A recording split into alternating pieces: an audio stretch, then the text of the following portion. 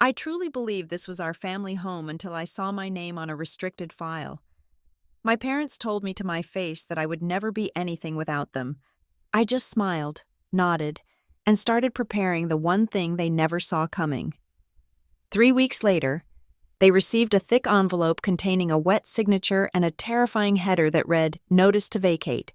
The problem was that the person being evicted was not me.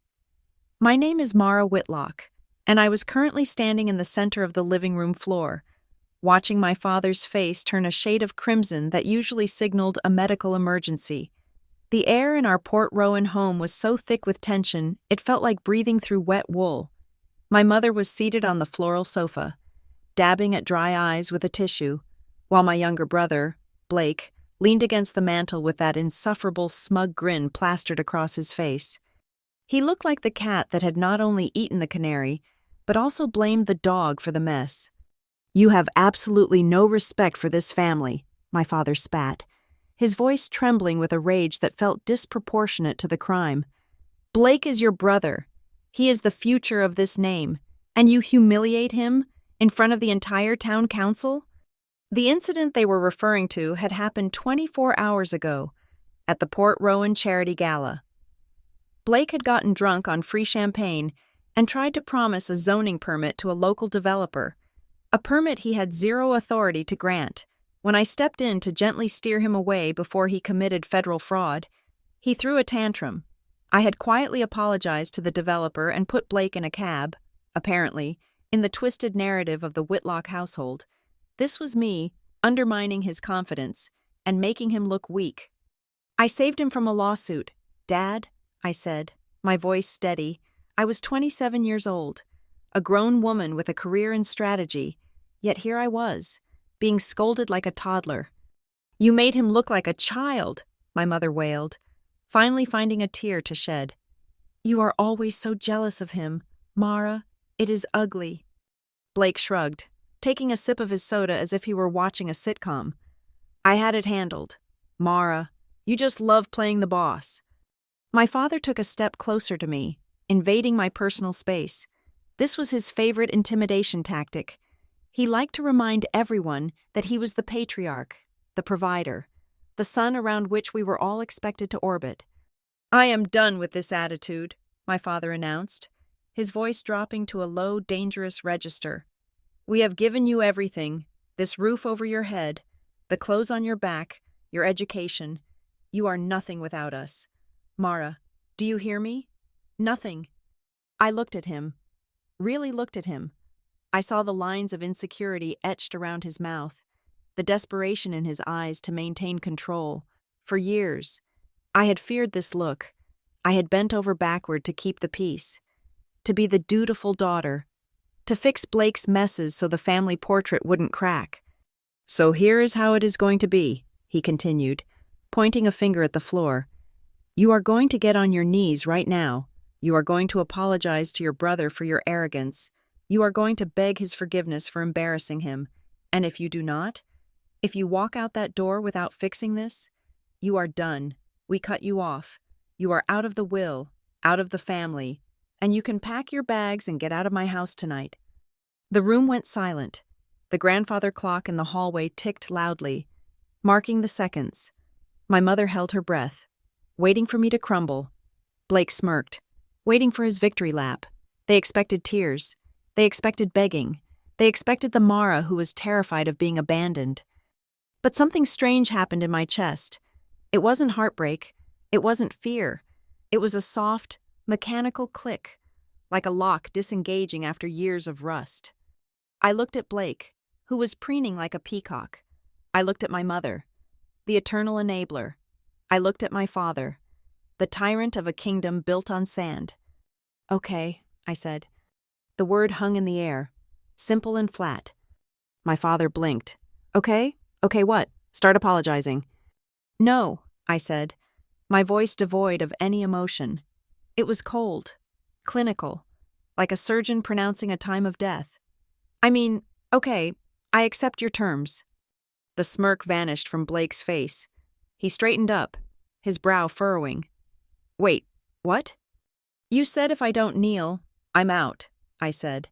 looking my father dead in the eye. I am not kneeling, so I guess I am out. I turned on my heel and walked toward the stairs. "Don't you dare walk away from me!" my father roared, the vein in his neck bulging. "If you walk up those stairs, Mara, do not think you can come crawling back when you realize you can't survive on your own. You will be on the street." I didn't stop. I didn't look back. I walked up the stairs with a calm that terrified me slightly. I should have been shaking. I should have been hyperventilating. Instead, my mind was crystal clear. I entered my bedroom and closed the door. I didn't pack a suitcase. Not yet. Instead, I knelt by my bed. I reached underneath and pulled out a dusty plastic file box I had hidden there 3 years ago. It was heavy, filled with scraps of paper I had collected, odd bank statements I had found in the trash, letters from my grandfather that my mother had tried to hide, and notes on conversations I had overheard when they thought I was asleep. I sat on the floor, the box on my lap. I had always been the diligent one, the organizer. My parents called it being uptight. But today, it felt like being armed. My phone buzzed in my pocket. I pulled it out, expecting a barrage of abusive texts from Blake or my mother, but it was a number I did not recognize. "If you want to know the truth about the house, meet me at the cafe by the harbor. 7 o'clock. Come alone." I stared at the screen. The time was 6:15 in the evening. I stood up, grabbed my keys, and shoved the phone into my pocket. I could hear my father yelling downstairs, a repetitive loop of his grievances. I walked past them in the hallway. They were still in the living room, likely waiting for me to come down in tears. I slipped out the side door, into the cool North Carolina evening. The drive to the harbor was a blur. Port Rowan was a beautiful town, all coastal charm and old money, but tonight it felt like a stage set that was about to collapse. I parked my sedan near the water, the salty air hitting my face as I stepped out. The cafe, a small place called the Rusty Anchor, was quiet. It was a Tuesday, and the tourists were gone. I walked in, the bell above the door chiming softly. In the back booth, nursing a cup of black tea, sat a woman I hadn't seen in 5 years, Nora Pritchard. She looked older, her gray hair cut into a sharp bob, her face lined with the kind of wisdom you only get from watching powerful people make mistakes. She had been my grandfather's executive assistant for 40 years. When he died, my parents had fired her within the week, claiming they needed to modernize the estate management. I sat down opposite her. She didn't smile. She just pushed a menu toward me, though neither of us was hungry. "Hello, Mara," she said. Her voice was scratchy, like dried leaves. "Nora," I nodded. "You sent the text?" "I heard about the fundraiser," she said, cutting to the chase. "Word travels fast in this town. Your brother has a loose tongue." "He is an idiot," I said flatly. "And my parents just gave me an ultimatum. Kneel or leave." Nora let out a dry, humorless chuckle. "Kneel or leave. That sounds like your father. Always playing the king." She took a sip of her tea, her eyes locking onto mine. "They told you that you would be nothing without them, didn't they?" I felt a chill run down my spine. "Word travels that fast?" "No," Nora shook her head. "They have been saying that line for decades. They said it to your grandfather when he tried to make them stand on their own 2 feet. They project their own incompetence onto you, Mara. They always have." She reached into her oversized leather handbag and pulled out a manila envelope. She didn't hand it to me immediately. She placed her hand over it, protecting it. "Your grandfather, Arthur, he knew what they were," Nora said softly. "He loved your mother because she was his daughter, but he didn't trust her husband. And he certainly didn't trust the way they spoiled Blake. He was worried about you. Mara, he saw how they treated you, like a servant in your own home." "They are my parents." "Nora," I said, the old defense mechanism kicking in automatically, even though I had just walked out on them. "They raised me." "Did they?" Nora challenged. "Or did you raise yourself while managing their moods?" I looked down at the table. She was right. "Arthur made arrangements," Nora continued. "Complicated arrangements. He knew that if he left everything to them directly, they would squander it and leave you with nothing, so he created a trust, a specific legal structure to hold the core assets. They told me the trust was dissolved to pay for the estate taxes. I said, "That is why we had to be careful with money." "Lies," Nora whispered. She slid the envelope across the table. I opened it. Inside was a single photograph of a document. It wasn't the original, but the resolution was high enough to read the text. It was a deed transfer agreement, dated 6 months before my grandfather passed away. It bore the official red stamp of the county clerk, and next to it, my grandfather's distinct, shaky signature. I scanned the legalese, my eyes darting across the lines. Grantor, Arthur J. Whitlock, grantee, the Rowan Shore Holdings, LLC. What is Rowan Shore Holdings? I asked, looking up. I have seen that name on mail at the house, but Mom said it was just the insurance company. It is not an insurance company. Mara, Nora said, leaning in. It is a property holding entity. Your grandfather moved the title of the house, the big house, the one you all live in, into this LLC before he died. Okay, I said, trying to process the legal implications. So the company owns the house, and my parents own the company? Nora's expression shifted. It was a look of profound pity, mixed with a steely resolve. She tapped a finger on the bottom of the document, pointing to a clause I had missed. Managerial authority. Sole managing authority of said LLC shall be vested in the designated beneficiary upon their 21st birthday. Your parents have been lying to you about a lot of things, Mara, but the biggest lie is about who puts a roof over whose head. I felt the blood drain from my face. My hands started to tremble, just slightly. They made me sign papers when I was 18, I whispered, the memory surfacing through the fog. They said it was for tuition, for insurance liability, because I was driving the family car. They made you sign yourself in as the manager, likely without explaining what you were signing, so they could keep up appearances, Nora said. But they made a mistake. They thought they could control you forever. They thought you would never check. She leaned back, her work done.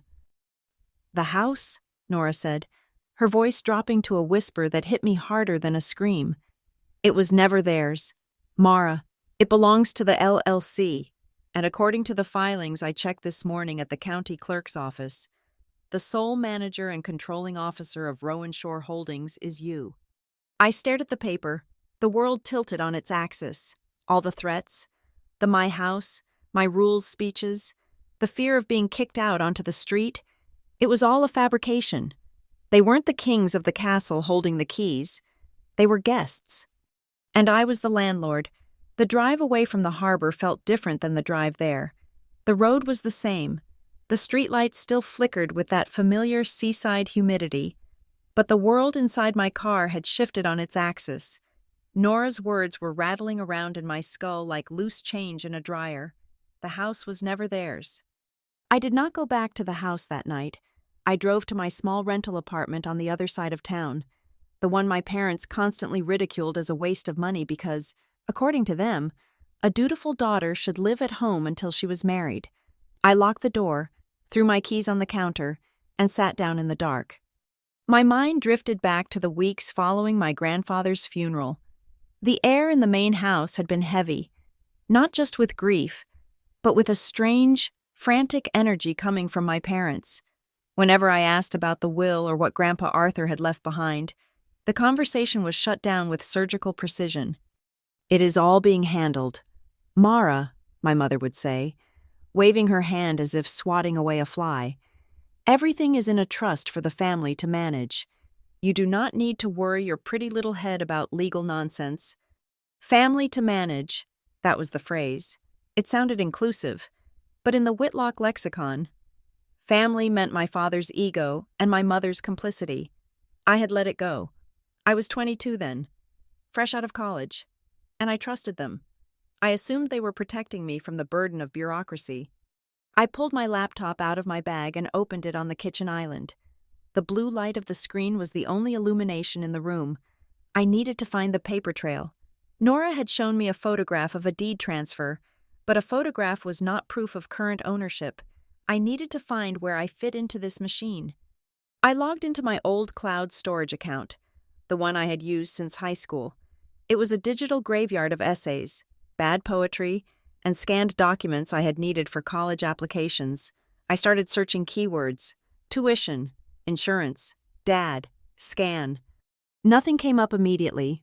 I switched tactics, searching by date. I scrolled back to the summer I turned 18. That was the summer before I left for university.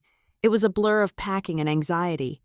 Then I saw it, a folder simply labeled College Forms. I clicked it open. Inside were the usual suspects: vaccination records, dormitory assignments, and a single but grainy PDF titled FinDocs, signed Aug 2016. I opened the file.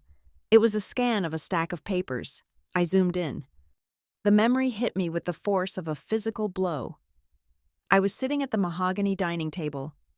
My father was standing over my shoulder, his cologne overpowering the scent of lemon polish on the wood. He was tapping the table with his index finger, a rhythmic, impatient sound. "Just sign the bottom, Mara," he had said. "We are late for the club dinner. You do not want to be the reason we lose our reservation, do you?" "What is this for?" I had asked, pen hovering. "It is for your tuition payments," he said, his voice tight, "and the insurance for the car. Since you are 18 now, we need to restructure how the liability works so you are covered if you get into an accident, unless you want to pay for your own insurance." "No, sir," I had whispered. "Then sign, here, and initial here." I looked at the PDF on my screen now. 9 years later, I scrolled past the insurance waivers. I scrolled past the tuition direct deposit forms, and there, buried on the 4th page, was a document I had blindly initialed.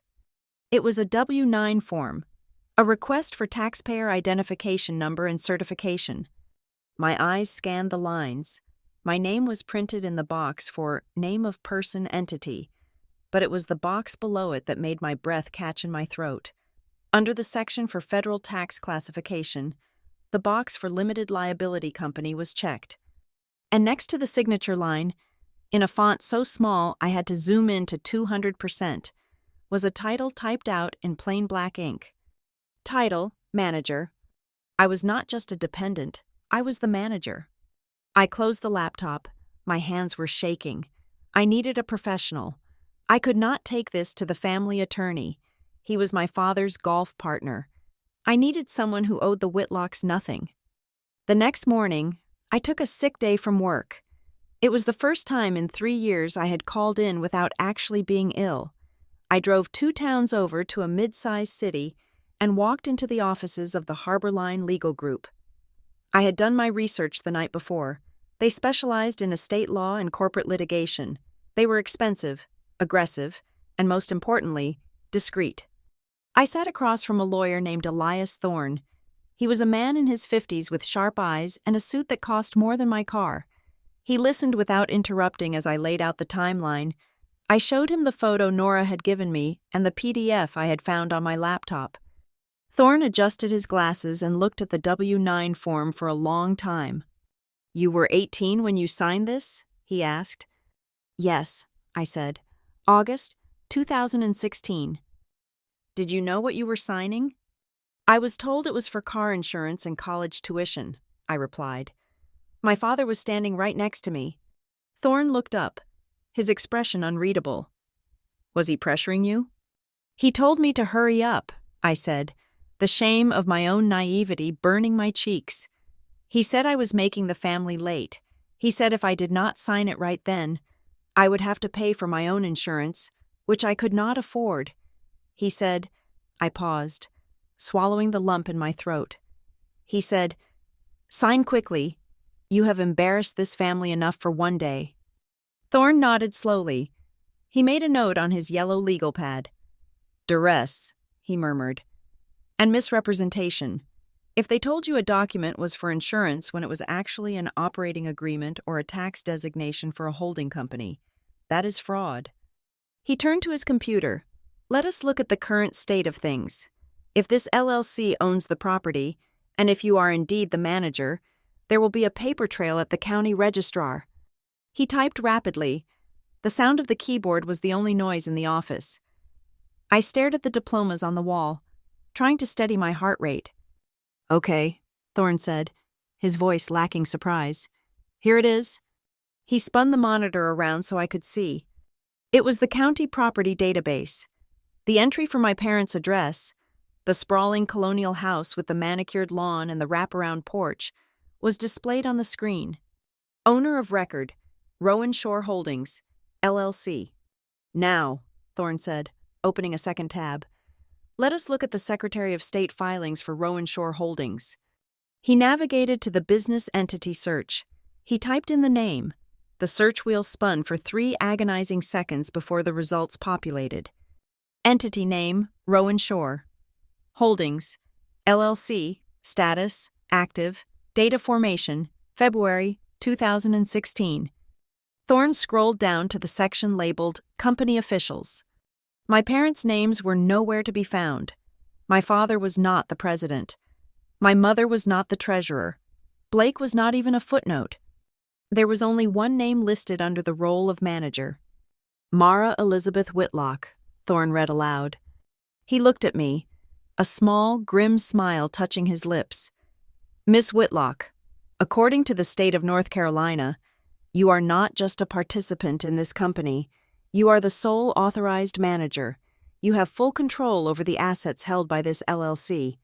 "Does that mean—" I started, my voice failing me. "It means," Thorne said, leaning back in his chair, "that legally speaking, your parents are living in your house, and they have been doing so at your pleasure for the last 9 years. I stared at the screen. The fear that had defined my relationship with my parents, the fear of their money, their power, their ability to cut me off, evaporated. It was replaced by a cold, hard realization. They had been bluffing, all the threats to kick me out, all the demands for gratitude, all the times they told me I was nothing without them. It was all a performance. They were not the kings holding the castle. They were squatters hoping the landlord never checked the deed." "They do not know that I know," I said. "Clearly," Thorne said. "If they did, they would have tried to amend these filings years ago, but they needed your signature to do it, and asking for it would have tipped their hand. They were counting on you remaining submissive and ignorant." I thought about Blake's smug face at the party. I thought about my father demanding I kneel. "What do we do next?" I asked. Thorne steepled his fingers. "We verify everything.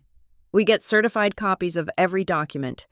We secure your positions so tightly that not even a diamond drill could crack it. And then," he paused, "then you decide what you want to do with your tenants." I looked at my name on the screen one last time. "Manager." "I want to see the rest of the papers," I said. "I want to see exactly how deep this lie goes." Thorne nodded and hit print. The sound of the printer whirring to life sounded like a war drum. 2 days after discovering I was the accidental landlord of my childhood home, I was sitting in the sleek, glass-walled conference room of Seabright Strategies. I was 20 minutes into a high-stakes presentation for a regional logistics firm, outlining a rebranding strategy that was worth 6 figures to the agency. My career was the one thing I had built entirely on my own, a fortress of competency where my last name did not matter. Then, the fortress was breached. I saw him before I heard him. Blake was marching past the reception desk, ignoring the frantic gestures of the admin assistant. He looked disheveled, his polo shirt untucked, his face flushed with the kind of erratic energy that usually meant he had made a bad bet or a worse promise. He shoved open the glass door to the conference room. The heavy pane slammed against the stopper with a sound like a gunshot. My client, a serious man in his 60s, jumped in his seat. My boss, Sarah, dropped her pen. "We need to talk," Blake announced. He did not look at the clients. He looked straight at me, his eyes wild. "Blake," I said, my voice dropping to a harsh whisper. "I am in a meeting. Get out." "Do not tell me what to do," he shouted. Stepping fully into the room, the smell of stale alcohol and expensive cologne drifted off him. "You think you can just ghost us? You think you can just turn off your phone and ignore the family? Sir, you need to leave, Sarah said. Standing up, she was small but formidable, yet Blake barely registered her existence. I am talking to my sister, Blake snapped at her, then turned back to me. I have investors waiting. Mara, I told them you were handling the operational side. I told them my sister, the big shot strategist, was on board, and now you are making me look like a liar.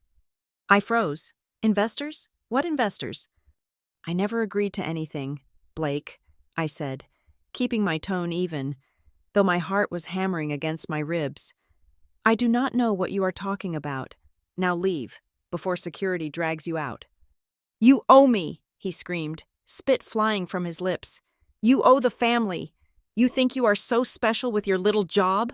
You are nothing without the name we gave you. 2 security guards appeared at the door. Blake did not go quietly.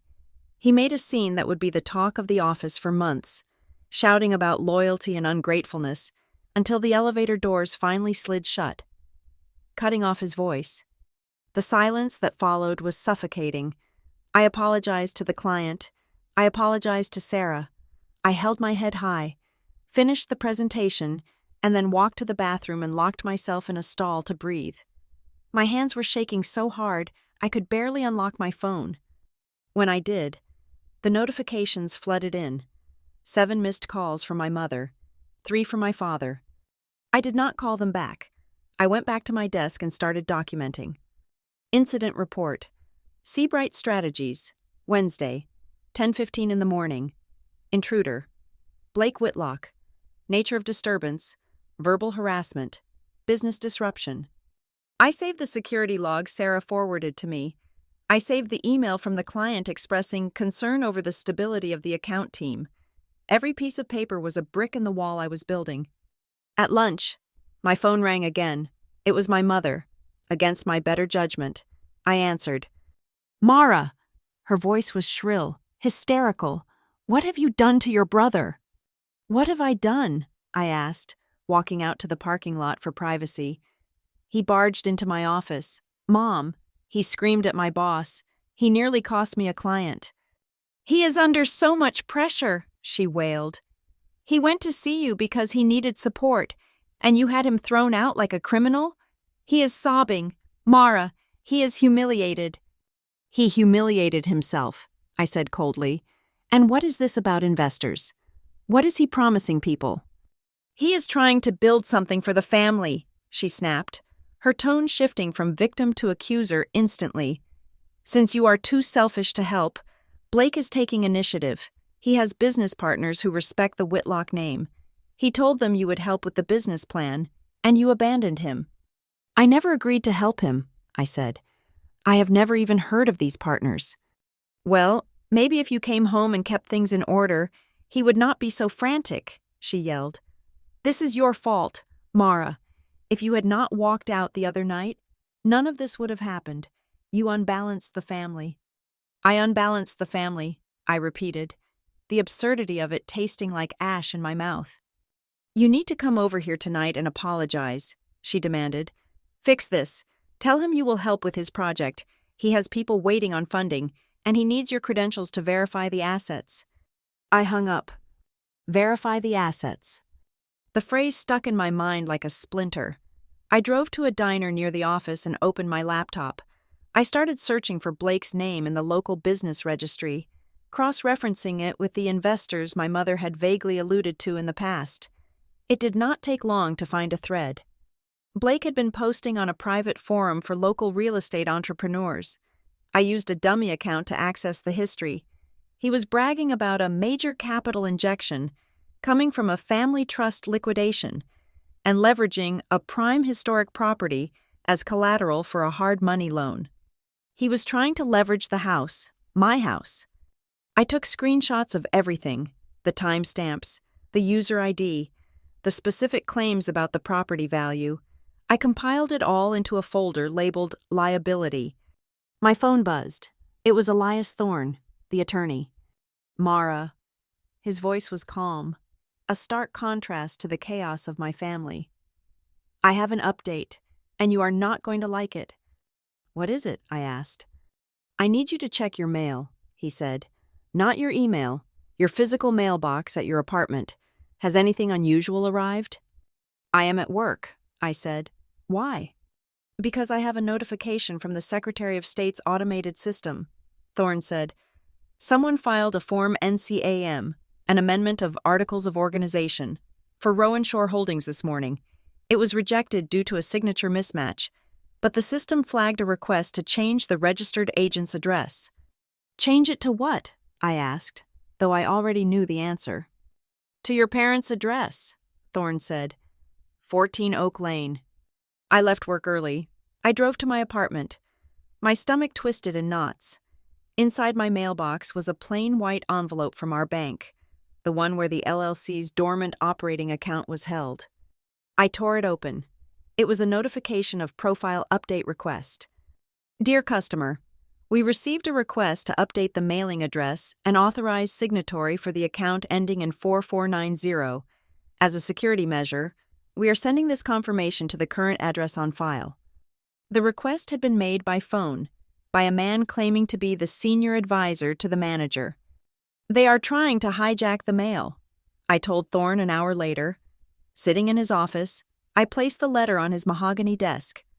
Thorne picked it up, studying it with a grim expression. "This confirms it. They know the house is held by the LLC. They might not know you are the manager yet, or they think they can bully the bank into switching control before you notice. They are trying to reroute the legal notices to their house so they can act as the entity." "Why now?" I asked. "They lived there for 9 years without touching the paperwork." "Because Blake is desperate," Thorne said. "He needs money, fast. Hard money lenders do not ask too many questions. But they do need a title deed. If your parents can get the mail sent to them, they can forge your signature on a loan application or a sale agreement, and the verification letters would go straight to their doorstep, not yours. You would never know until the foreclosure notice showed up." I felt a cold rage settle over me. It was one thing to be emotionally abusive. It was another to commit sophisticated financial fraud to steal the roof over my head, to fund my brother's gambling, or whatever business he was playing at. "Can we stop them?" I asked. "We can do better than stop them," Thorne said. "We can let them dig the hole a little deeper." He leaned forward. "Mara, you must listen to me carefully. Do not confront them about this letter. Do not tell them you know about the LLC amendment attempt. If you confront them now, they will claim it was a mistake, a clerical error. They will gaslight you, and they will find another way." "So I just let them try to steal my house?" "No," Thorne corrected.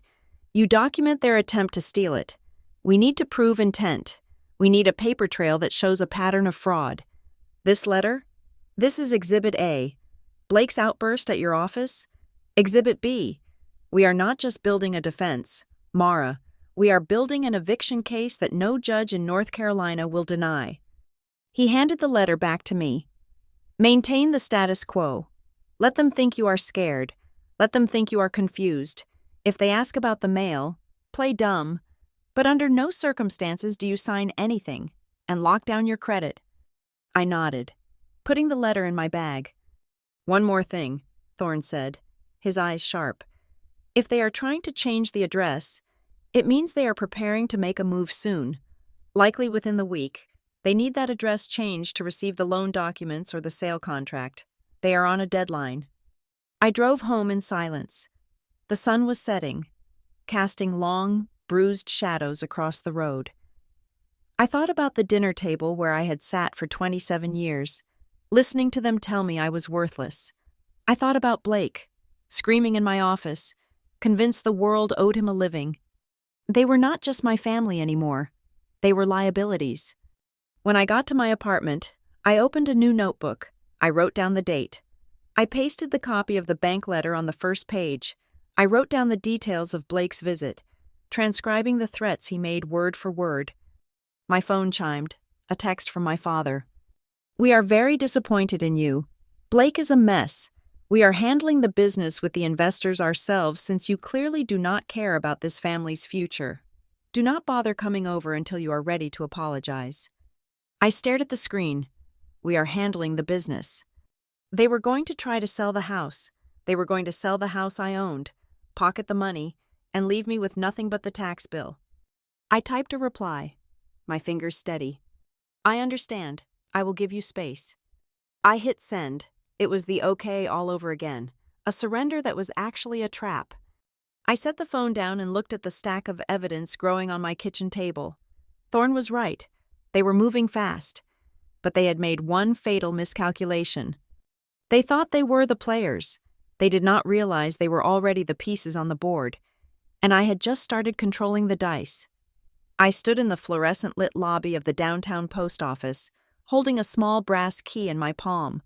It felt cold, insignificant, yet it was the first tangible piece of armor I had forged in this war. Box number 402. This was where Rowan Shore Holdings would now live. I had spent the morning with Elias Thorne, executing a surgical strike on the public record. We had filed a change of registered office address form with the Secretary of State. It was a digital submission, time-stamped at 9:30 in the morning, the moment that filing was processed. Any legal correspondence, tax notices, lawsuits, or hypothetically, foreclosure warnings, would bypass the mailbox at 14 Oak Lane and land right here, in this metal box that only I could open. This is just the perimeter fence, Thorne had told me earlier. Now we need to reinforce the keep. I sat in my car in the parking lot, my laptop open on the passenger seat, tethered to my phone's hotspot. I had a checklist that Thorne had drafted on a yellow legal pad. It was titled Entity Restoration. First, the corporate binder. I needed the articles of organization, the original operating agreement, the minutes from the initial organizational meeting, and a complete history of manager changes. Thorne was already pulling the state filings, but the internal documents, the ones that actually dictated the rules of the house, were likely sitting in my father's study, or worse, in the hands of whatever shady lender Blake was courting. You need to know exactly what powers the manager has. Thorne had instructed. Usually, it is absolute, but sometimes people add clauses. Manager may not sell without majority vote of members. We need to know if your grandfather added any handcuffs. I moved to the next item, financial hygiene. I logged into my personal bank accounts. For years, I had kept my accounts at the same local branch as my parents because it was convenient and free for family members. I saw the linked accounts. My mother was listed as an authorized viewer on my primary checking account. She had claimed it was in case of emergencies, like if I ended up in a hospital and needed bills paid. I felt a wave of nausea. She could see every coffee I bought, every deposit from my paycheck. I did not just remove her, I closed the accounts entirely. I spent the next 2 hours on the phone, opening new accounts at a national bank that had no branches in Port Rowan. I transferred every cent I had, about $12,000 in savings and $3,000 in checking, to the new institution. I set up two-factor authentication on a burner email address I had created that morning. Then came the credit freeze, Experian, TransUnion, Equifax. I locked them all down. If Blake tried to use my social security number to co-sign a loan, he would hit a brick wall. It felt cold. It felt aggressive. It felt necessary. I was finishing up the password changes when Thorne called me back. I have been looking into the residency status, he said, his voice crackling slightly over the Bluetooth. It is interesting, since there is no written lease agreement between your parents and the LLC, and since they have never paid rent to the LLC, at least, not that we can find record of, they are classified as tenants at sufferance. Tenants at sufferance, I repeated. The legal term tasted strange.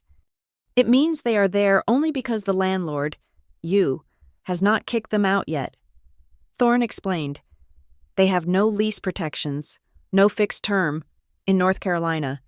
You do not need a massive cause to evict a tenant at sufferance. You just need to provide proper notice to quit.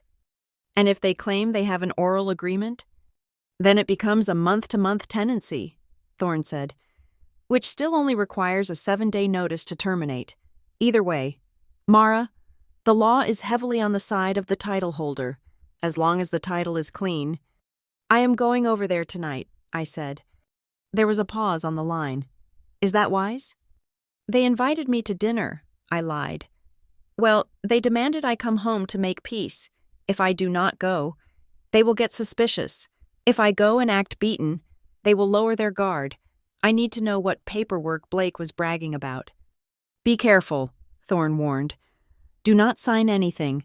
Do not agree to anything verbally. Just listen. Driving up the driveway of 14 Oak Lane felt like driving into a mouth. The house was lit up like a Christmas tree, projecting an image of warmth and stability that I now knew was a complete fabrication. My car crunched over the gravel. I took a deep breath, checked my face in the rearview mirror to ensure my expression was suitably submissive, and stepped out. The smell hit me the moment I walked in. Roast chicken and rosemary. It was the smell of my childhood, weaponized to simulate normalcy. There she is, my father said from his armchair. He did not get up. He just gestured with his Scotch glass. Decided to stop pouting? I am sorry, Dad, I said softly, lowering my eyes. I was stressed from work. We all have stress, Mara, my mother chimed in. Walking out of the kitchen, wiping her hands on an apron, she came over and gave me a stiff, performative hug. The difference is family sticks together through it. We do not run away. I know, I murmured. Sit, my father commanded. Blake will be down in a minute. I sat on the edge of the sofa, hands folded in my lap. I looked around the room with new eyes. I saw the expensive Persian rug. Was that bought with LLC funds? I saw the repairs on the ceiling from the leak last winter. Did they pay for that? Or did they drain the account I was supposed to be managing? Blake came bounding down the stairs, looking significantly more cheerful than the last time I saw him. He was wearing a fresh shirt and holding a beer. Look who crawled back, he sneered, dropping onto the love seat opposite me. Be nice, Blake, Mom said, though she smiled indulgently. Your sister is here to apologize. I turned to him. I am sorry I embarrassed you at the office. Blake, I was just surprised. Blake scoffed. You were jealous. Admit it. You see me making moves, connecting with real players, and you cannot handle that I am not the little brother anymore. You are right, I lied, the words tasting like bile. I was worried. I did not want you to get in over your head. In over my head? Blake laughed, a sharp, barking sound. Mara, I am swimming with sharks, and I am the one eating. You worry about your little spreadsheets. I have got the big picture handled. We moved to the dining table. The conversation was the usual monologue from my father about the decline of American values, punctuated by my mother's agreement. I pushed the potatoes around my plate, waiting for an opening. So, I said during a lull, keeping my voice small, Mom mentioned you have investors for a project? Is that going well? Blake's eyes lit up. Better than well. It is a done deal. We are just waiting on the wire transfer. That is great, I said. But surely you need collateral for that kind of money. I mean, you do not have assets in your own name yet. My father stopped chewing. He looked at Blake, a subtle warning in his eyes. We have family assets, my father said gruffly. It is under control. But the house, I pressed gently, acting confused. I thought the house was complicated. With Grandpa's old trust and everything, can you even use it? Blake smirked, ignoring my father's glare. That is the beauty of it. Mara, it is not complicated if you know how to fix the errors Grandpa made. We tidied it up. Tidied it up? I asked. Dad already handled the paperwork. Blake dropped the sentence like a mic drop. We sent it off yesterday. By next week. The title is going to be clear, and the loan closes. My heart stopped. Sent it off yesterday. What paperwork, specifically? I asked, trying to keep the tremor out of my voice. I just want to make sure you guys are safe. Legal stuff is tricky. You do not need to worry about it, my father interrupted, his voice slamming down like a gavel. It is administrative, just updating some old filings that were neglected. Blake, that is enough business talk at the table. Blake winked at me, arrogant and stupid.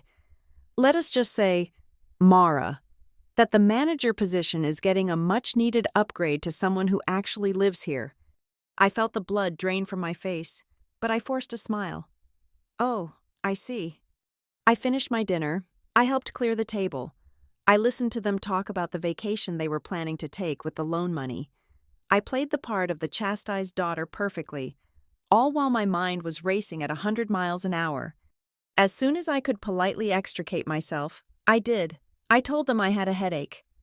Go on, my mother said dismissively, but do not think this one dinner fixes everything. We expect you here on Sunday for the barbecue. I will be there, I said. I walked to my car, my legs feeling like jelly. As soon as I closed the door and was out of sight of the house, I pulled over to the side of the road and grabbed my phone. It was 9 o'clock at night. Thorne picked up on the second ring. They sent something, I said, breathless. Blake said Dad handled the paperwork. He said they are updating the filings to change the manager. He said they sent it yesterday. I know, Thorne said. His voice was grim. I was just about to call you. I have been refreshing the county clerk's pending docket all evening. What did you find? They did not just try to change the address. Mara, Thorne said. They filed a document called a Resignation and Appointment of Successor Manager. It was uploaded to the digital queue this afternoon. I never resigned, I said, gripping the steering wheel. I know you did not, Thorne replied. But according to this document, you did. It is dated 3 days ago. It claims you voluntarily stepped down and appointed Blake Whitlock as the sole manager of Rowan Shore Holdings. That is a lie, I whispered. That is forgery. It is worse than forgery, Thorne said, and I could hear the rustle of papers on his end. I am looking at the digital scan they submitted. The signature looks like yours. They probably traced it from an old birthday card or that tuition paperwork, but they made a mistake. What mistake? The notary seal, Thorne said, his voice dropping low. They used a notary named P.J. Henderson to witness your signature. I ran a check on Henderson's commission number. And? Henderson's commission expired 6 months ago, Thorne said. He renewed it, but the new stamp has a different expiration date. The stamp on this document? It corresponds to his old commission, the one that is no longer valid. They used an old stamp, or they copy-pasted an old notarization block onto a new document. I stared out the windshield at the dark road. So the document is void? It is void, Thorne confirmed. But it is also a felony, uttering a forged instrument, attempted fraud, and because they submitted it to a government body, it is perjury. They tried to steal my house with an expired stamp, I said, a hysterical laugh bubbling up in my chest. They got sloppy, Thorne said. Arrogance makes people sloppy. They thought you would never see it. They thought the clerk would just rubber stamp it because it is a family transfer. What do we do? I asked. We let the clerk reject it, Thorne said. I will flag it quietly tomorrow morning so it does not go through. But we save the copy. This is the smoking gun. Mara, they just handed us the eviction notice. Okay, I said, the fear finally vanishing, replaced by a cold, sharp clarity. Let them think it went through. Let them think they won. Exactly, Thorne said, because when the hammer comes down, I want them to be standing right under it. Sunday dinner at the Whitlock residence was never just a meal. It was theater, and tonight, the stage was set for a public execution. My parents had invited the extended family, Aunt Linda, my mother's sister who regarded gossip as a competitive sport, was there. So was Uncle Jerry, my father's brother, a man who generally preferred the company of a whiskey bottle to human interaction, and of course, the cousins, 3 of them, all positioned around the long mahogany table like jurors in a trial where the verdict had already been decided. I arrived exactly at 6 o'clock. I wore a navy blue dress, conservative and sharp. I did not look like a daughter coming to beg for forgiveness. I looked like a lawyer coming to depose a hostile witness. She is here, my mother announced as I walked into the dining room. She said it with a mixture of relief and disdain. As if I were a stain on the carpet she finally had the cleaning supplies to remove. Hello, Mother, I said, keeping my voice neutral. Hello, everyone. Sit down. Mara, my father commanded from the head of the table. We waited 10 minutes for you. Traffic, I lied. The drive had been clear. I had spent the extra 10 minutes in my car, reviewing the photos of the forged documents Elias Thorne had sent me. I took my seat across from Blake. He was wearing a suit, which was unusual for a Sunday. He looked jittery, his leg bouncing under the table, shaking the silverware. He would not meet my eyes.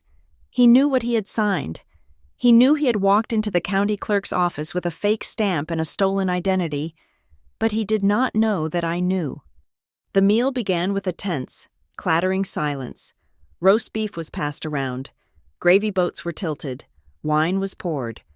"So, Mara," Aunt Linda started, her voice dripping with faux concern. "Your mother tells me you are having a hard time at work. Is it true they are thinking of letting you go?" I sliced my meat with surgical precision. "My performance reviews are excellent, Aunt Linda. I just secured a major contract last week." "Oh," Linda blinked, looking at my mother. "But Cynthia said you were overwhelmed, that you were having a breakdown." "I am fine," I said, taking a bite. "Never better." My mother let out a sharp, irritated sigh. "Mara hides her pain. Linda, she always has. She puts on this brave face, but we know the truth. She is drowning in the city. That is why we are all here, to help her." I chewed slowly. The narrative was being spun in real time. I was the unstable, failing daughter. Blake was the rising star. It was the only way they could justify what they were about to ask me to do. My father cleared his throat. It was a loud, guttural sound that demanded absolute attention. He put his fork down and wiped his mouth with a linen napkin. "Since the whole family is here," he began, his voice booming, "I have an announcement to make regarding the future of the Whitlock estate." Uncle Jerry looked up from his third glass of scotch. "Is someone dying?" "No, Jerry," my father snapped. "We are restructuring for the good of the children." He turned his gaze on me. It was a heavy, suffocating look. "Mara, we have been talking. Your mother and I are worried about you. You are working yourself to the bone for a company that does not care about you. You are distant from your family. It is not healthy." "I am happy, Dad," I said. "You are stubborn," he corrected. "But we are fixing that. I have decided that it is time for you to move back home. You can quit that high-stress job. We will set you up with a position here in town. Something lighter, and in exchange, we are going to simplify the family assets." Here it comes, I thought, the trap. "Blake has shown incredible initiative lately," my father continued, gesturing to my brother, who puffed out his chest. "He has secured a major investment opportunity, but to make it work, we need to consolidate the property management. The current system, the old system your grandfather set up, is too messy. It is confusing for everyone." He paused, letting the weight of his authority settle over the table. "So," he said, staring me down, "we have prepared some paperwork. It just formalizes what we all know is best. You will step aside from any administrative duties regarding the house. You will transfer the management authority to Blake. He is the man of the house now, and he needs the portfolio to build his future." The table was silent. Aunt Linda nodded approvingly. "That makes sense. A man should hold the property." My father smiled. A cold, predatory baring of teeth. "It is already in motion. Really, we just need you to acknowledge it.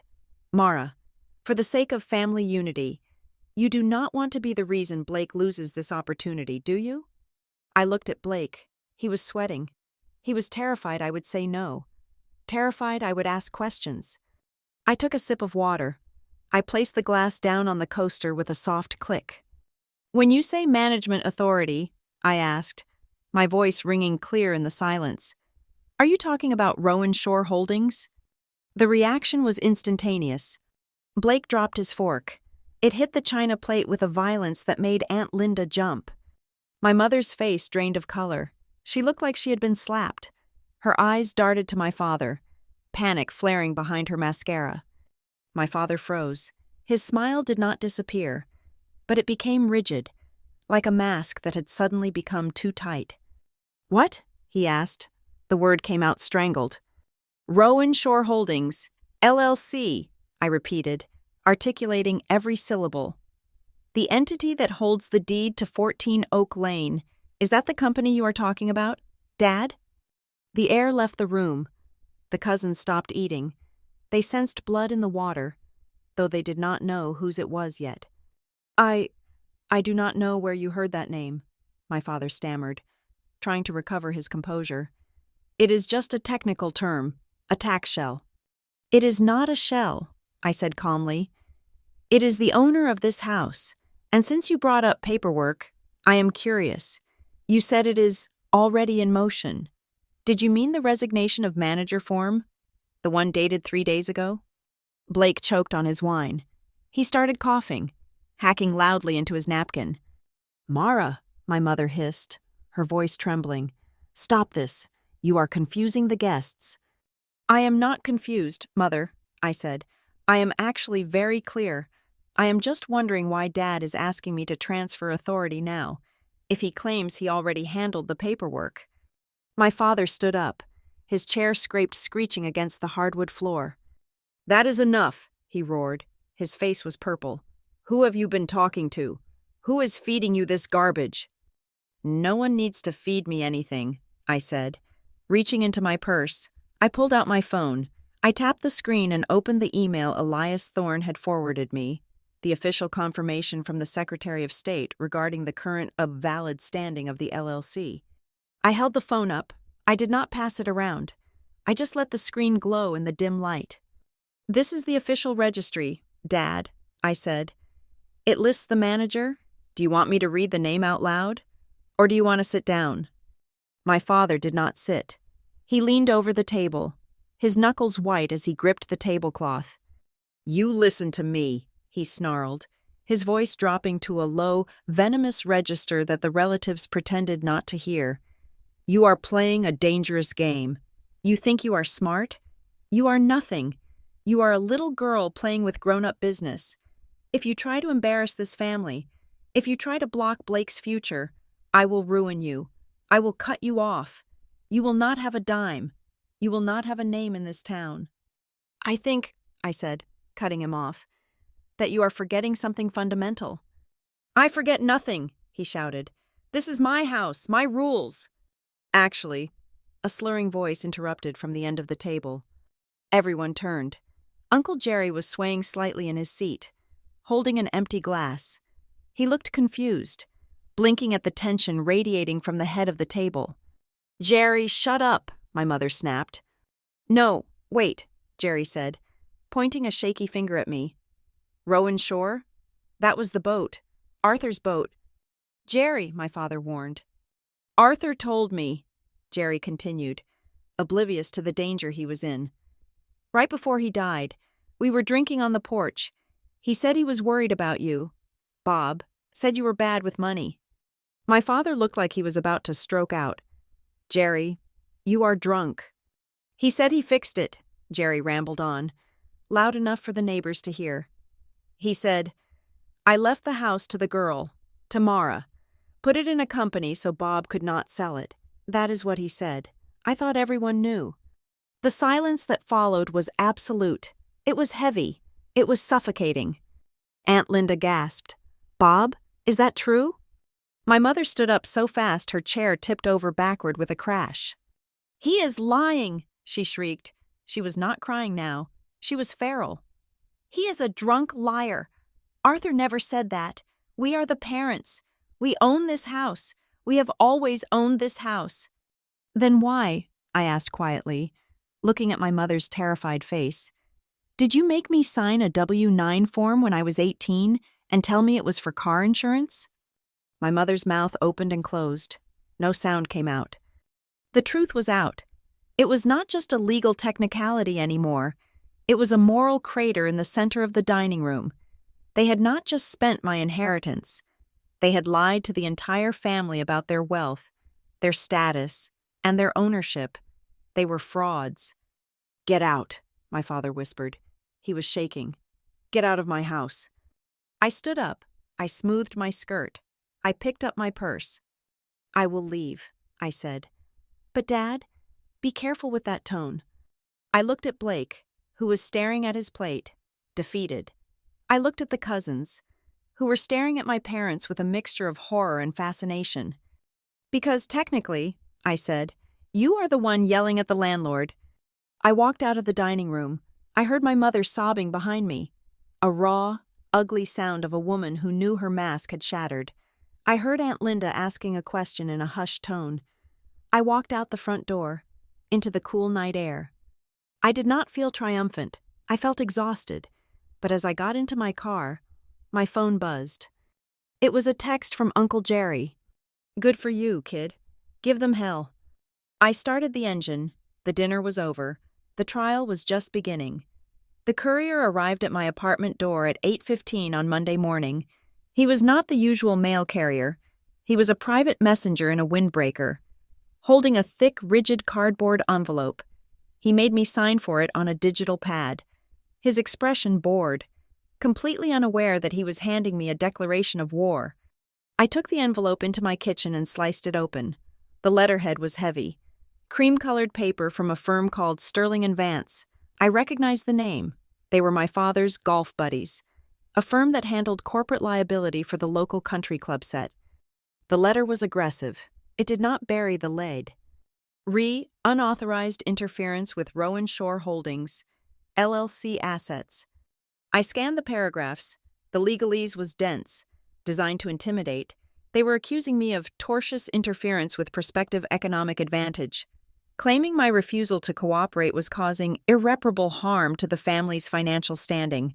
They demanded I immediately cease all communication with third-party vendors, meaning the bank and the county clerk, and surrender all misappropriated corporate records. They were accusing me of stealing the company I legally owned. I did not panic. I did not cry. I picked up my phone and called Elias Thorne. I just got a love letter from Sterling & Vance, I said when he answered. Let me guess, Thorne said, his voice sounding entirely too cheerful for a Monday morning. They are accusing you of breaching a fiduciary duty you allegedly resigned from 3 days ago? Close, I said. They are threatening to sue me for damages if I do not sign over the management rights by 5 o'clock today. Good, Thorne said. Good? I asked, pouring myself a second cup of coffee. How is being threatened with a lawsuit good? Because it means they are terrified. Mara, Thorne explained. If they truly believed that forged resignation letter was valid, they would not be sending you demand letters. They would just be acting as the managers. The fact that they are threatening you means they know the forgery will not hold up. They are trying to scare you into signing a real one before the clerk rejects the fake one. So, what is the play? I asked. We answer them, Thorne said, but not the way they want. I will draft a response under the Fair Debt Collection Practices Act and standard discovery rules. We will ask them to produce the original, wet ink document they claim you signed, resigning your position. We will ask for the notary logbook. We will ask for the meeting minutes where this transition was discussed. They do not have any of that, I said. Exactly, Thorne replied. We are going to bury them in requests for proof they cannot provide. In the meantime, you need to lock down the castle. Have you gone to the bank yet? I am heading there now, I said. I spent the next 2 hours at the main branch of the regional bank that held the Rowan Shore Holdings operating account. I sat with the branch manager, a woman named Mrs. Gable, who had known my grandfather. When I showed her the certified copy of the Secretary of State filing, the one listing me, and only me, as manager, her eyebrows shot up. We received a call last week from a Robert Whitlock, she said, lowering her voice. He was very insistent that he had misplaced the access codes. My father has no authority over this account, I said, handing her a formal letter Thorne had prepared. I am instructing the bank to freeze all outgoing wire transfers above $500 without my in-person biometric verification, and I want to flag the account for attempted unauthorized access. Mrs. Gable typed furiously. Consider it done. Ms. Whitlock, we will also update the mailing address to your post office box immediately. No statements will go to Oak Lane. I left the bank feeling lighter. I had cut off their supply lines. If Blake's investors tried to wire money into that account, it would bounce. If my parents tried to drain the existing funds to pay for a lawyer, they would be declined. But while I was fighting the war on paper, the enemy was trying to breach the physical perimeter. My phone alerted me to movement at my apartment door. I had installed a wireless security camera just 2 days ago, a paranoia that was rapidly proving to be prudence. I pulled over to the side of the road and opened the app. On the small screen, I saw Blake. He was standing at my apartment door, wearing a hoodie, looking over his shoulder. He did not knock. He pulled a key out of his pocket, a spare key my mother must have kept from when I first moved in, and slid it into the lock. My heart hammered against my ribs. I considered calling the police, but I needed to see what he would do. I watched as he entered my apartment. The feed switched to the interior camera I had hidden on the bookshelf. Blake did not look for me. He went straight to the small desk in the corner where I usually kept my laptop. He began tearing through the drawers. He threw my papers on the floor. He checked under the mattress. He was looking for the computer. He was looking for the evidence. He found my old laptop, the one I had used in college, sitting on the nightstand. He grabbed it, a triumphant smirk twisting his face. He tried to open it, but it was password protected. He shoved it into his backpack and left. I sat in my car, watching the screen go still. He had stolen a decoy, my current laptop, the one with the encrypted drive and the cloud backups of every incriminating document, was sitting in the passenger seat next to me. I saved the video footage, evidence of burglary, date, Monday, 2 p.m. I did not go home. I drove straight to Thorne's office. When I walked in, Thorne was staring at a document on his desk with a look of intense concentration. He did not even look up when I sat down. "Your brother just broke into my apartment," I said. Thorne looked up then. "Did he hurt you?" "I was not there," I said. "I watched it on the cam. He stole an old laptop. He thinks he scrubbed the hard drive." "Add it to the file," Thorne said, waving his hand. "That is useful, but what I found is catastrophic." He spun a piece of paper around to face me. It was a photocopy of the notarized tuition and insurance packet I had signed when I was 18, the one that had secretly appointed me as manager while checking the box for the LLC. "I had my paralegal run a background check on the notary public," Thorne said.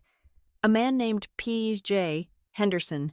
His stamp is on the bottom of the page." "You said on the phone that the resignation letter they forged used an expired stamp," I recalled. "That was for the new forgery," Thorne said. "This is about the old document, the original one from 9 years ago. Look at the date of the signature. August 12th, 2016. "Okay," I said. "So?" "Mr. Henderson lost his notary commission on July 1st, 2016, Thorne said, his voice dropping to a whisper. "He was stripped of his license by the state board for certifying a signature without the signatory present in a nursing home fraud case." I stared at the paper. "So he was not a notary when he stamped this?" "No," Thorne said. "Which means this entire document, the one that established the LLC's management structure, the one your parents used to trick you, is technically void ab initio. It is legally worthless. But here's the kicker." He leaned forward, his eyes gleaming. "Because they used a fraudulent notary to file the initial operating agreement with the state. They committed fraud against the Secretary of State 9 years ago. But since the state accepted the filing and issued the Articles of Organization, the entity exists. You are the manager of record because the state says you are, but the agreement that supposedly limited your power or tied you to their control, it does not exist." "I do not understand," I said, rubbing my temples. "It means you have absolute unchecked power," Thorne said. "There are no bylaws limiting you because the bylaws were never validly notarized. You are a dictator, Mara." He pulled another sheet from the stack. "And then there is the rent," he said. "The rent? Your parents claimed in their lawyer's letter this morning that they have equitable interest in the property because they have been paying a symbolic maintenance fee to the trust for years. They are trying to establish that they are not just squatters, but tenants with equity." Thorne pushed a ledger across the desk. It was a printout of my parents' joint bank account history, which he had obtained through a subpoena process related to the verification of assets for the LLC. They wrote checks, Thorne said, pointing to a line item. See? Rent, $500, every month. So they did pay, I said, feeling a sinkhole open in my stomach. Look at the destination account, Thorne said. I squinted at the routing number. That is their savings account. I realized. Correct, Thorne smiled, a shark-like grin. They wrote checks labeled rent and deposited them into their own savings account. They were paying themselves. They created a paper trail to look like they were paying a landlord, but the money never left their possession. It is a simulation. It is fraud. I sat back in the leather chair. The sheer audacity of it was breathtaking. They had built their entire life on a foundation of lies so lazy they had not even bothered to open a separate bank account for the fake rent. So, I said, my voice steady. They have no lease. They have no ownership. The document limiting my power is fake. The rent they claim to pay is fake, and my brother just committed burglary to hide it all. That sums it up, Thorne said. He took off his glasses and looked at me with a seriousness that made the room go cold. Mara, we have been treating this as a defense action. We have been trying to stop them from selling the house or bankrupting the LLC, but with this, he tapped the stack of papers, we have crossed a line. What line? If we present this to a judge, Thorne said softly, we do not just prove you are the manager, we prove that their occupancy of the property is based on a fraudulent scheme. We prove that they have been occupying the premises in bad faith. He paused, letting the words hang in the air. You do not just have the right to manage the property, Thorne said. You have the grounds to terminate their residency immediately. We can file for an expedited eviction based on criminal activity and fraud. You can put them on the street, Mara, and the law will hold the door open for you. I looked at the papers. I thought of my father's face at dinner, red with rage. I thought of Blake tearing through my apartment. I thought of my mother's fake tears. They said I was nothing without them, I whispered. And now, Thorne said, you have the power to decide if they have a roof over their heads. I stood up. Draft it, I said. Draft the notice, but do not send it yet. I want everything ready, because when I drop the hammer, I do not want it to bounce. Thorne nodded. It will be ready by morning. I walked out of the office. The sun was setting, but the world looked clearer than it had in years. They had started a war thinking they were fighting a child. They had no idea they had just armed the general. The downfall of Blake Whitlock did not begin in a courtroom or a boardroom. It began, as so many modern tragedies do, on Instagram. It was Tuesday morning. I was sitting at my kitchen island, nursing a lukewarm coffee and reviewing the affidavit Elias Thorne had drafted, when my phone buzzed. It was a text from Jessica, a girl I had known since high school who now ran a bakery on the other side of town. We had not spoken in 6 months, so the message was jarring. Hey Mara, I thought you said you were staying at the firm. Why is Blake posting like he just bought the manor? Attached was a screenshot. My stomach dropped as I opened the image. There was Blake, standing on the front porch of 14 Oak Lane. He was wearing sunglasses, leaning against one of the white columns with a proprietary air that made my skin crawl. He was holding a glass of champagne. The caption read, "Big things happening, taking the reins of the Whitlock legacy. Sometimes you have to step up when others step out. New owner, real estate, mogul Whitlock, empire." I stared at the image. The arrogance was breathtaking. He was publicly claiming ownership of a property he did not own, to leverage a reputation he had not earned, funded by money he did not have. I forwarded the screenshot to Thorne immediately. Thorne called me 3 minutes later. "This is a gift," he said, his voice crackling with professional delight. "He is establishing a public record of his intent to defraud. He is marketing an asset he does not hold title to. If he has taken money from anyone based on this representation, he has committed wire fraud." "He is an idiot," I said, rubbing my temples. "He is a desperate idiot," Thorne corrected, "and desperate people make noise." The noise got louder 2 hours later. My burner phone, the one I had listed on the updated LLC contact forms, rang. It was a number I did not recognize, a local area code. "This is Mara Whitlock," I answered. "Good morning, Ms. Whitlock," a smooth, male voice replied. "This is David Ross from Ross & Co. Luxury Real Estate. I am returning a call regarding the listing for 14 Oak Lane." I froze. "I did not call you, Mr. Ross." "Oh." The agent paused, sounding confused. "That is strange. I received a voicemail this morning from a gentleman claiming to be the owner, a Mr. Blake Whitlock. He left this number as the contact for the administrative details, though he asked me to call his cell for the negotiation." Blake had been sloppy.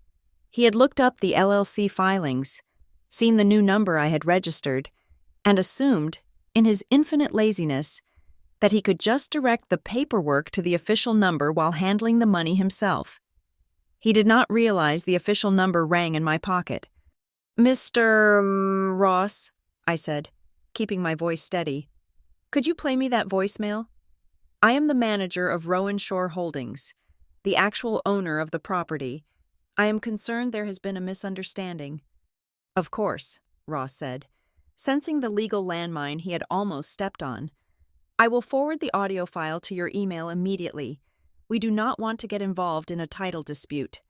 5 minutes later, I was listening to my brother's voice through my laptop speakers.